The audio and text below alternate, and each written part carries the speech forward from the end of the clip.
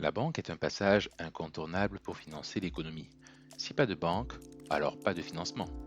Et si pas de financement, beaucoup d'entreprises seront incapables d'investir puisque l'autofinancement n'est pas toujours suffisant pour assurer la pérennité de son activité. Si pas de banque aussi, les salaires et l'épargne des ménages ne pourront pas être accueillis ni perçus. En France, 99% de la population dispose d'un compte en banque. Dans cet épisode, nous allons dans un premier temps présenter ce qu'est une banque avec les différents types de banques selon leur spécialité. Ensuite, à partir d'un exemple, nous allons présenter son fonctionnement avec l'équilibre comptable qui doit être respecté pour assurer son activité. Partie 1. Qu'est-ce qu'une banque?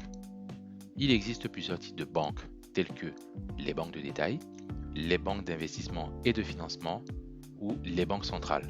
Les banques centrales, à l'exception des autres banques citées, sont des institutions financières qui ont pour rôle d'assurer la stabilité du système bancaire et financier d'une zone monétaire ou d'un pays.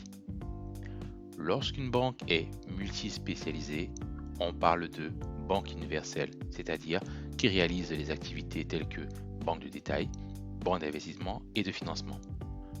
Première définition. Une banque se définit comme un établissement de crédit qui, selon la loi bancaire en France, effectue à titre de profession habituelle des opérations de banque.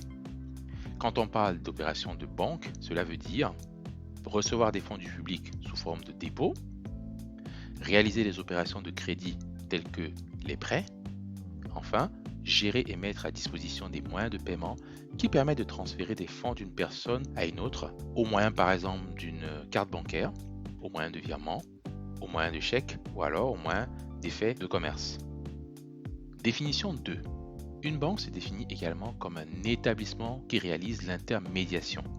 En d'autres termes, qui assure le rôle d'intermédiaire financier, donc qui collecte des fonds à partir de son activité de dépôt, et ensuite qui prête à travers son activité de crédit.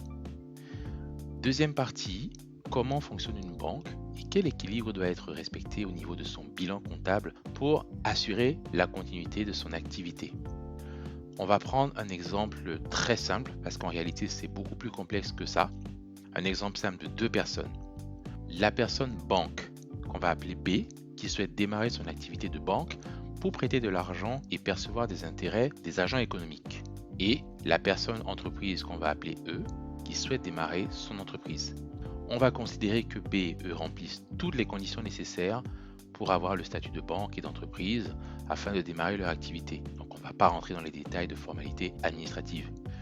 Plusieurs phases sont à distinguer. Première phase, E va solliciter B pour obtenir un prêt de 150 000 euros. Deuxième phase, B démarre son activité, se constitue banque et accorde un prêt de 150 000 euros à son tout premier client, entreprise, donc E. Dans le bilan comptable d'une banque, l'actif représente les prêts accordés aux clients et le passif représente les dépôts des clients. Si vous souhaitez comprendre ou reprendre encore ces notions de bilan comptable, ces notions sont expliquées dans un précédent épisode.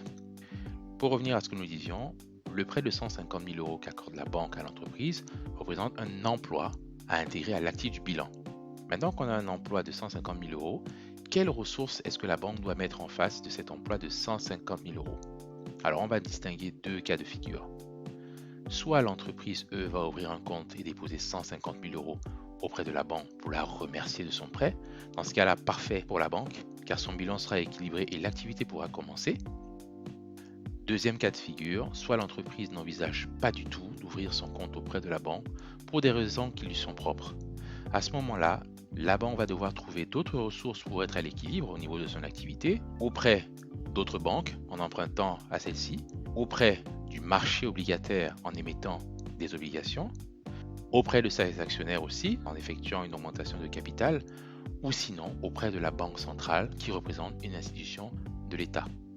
La banque va pouvoir ainsi développer son activité avec ses nouvelles ressources et conquérir des clients supplémentaires qui feront de nouveaux dépôts à leur tour, qui sont des ressources, on va dire disons 110 000 euros.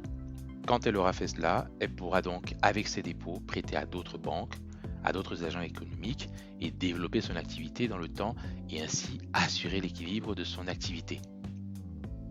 Voilà ce qui en est pour cet épisode. Nous avons essayé de simplifier au maximum. En réalité, c'est beaucoup plus complexe que ça. N'hésitez pas à commenter en dessous, à liker la vidéo, à la partager Merci d'avoir suivi cet épisode jusqu'au bout et à très bientôt.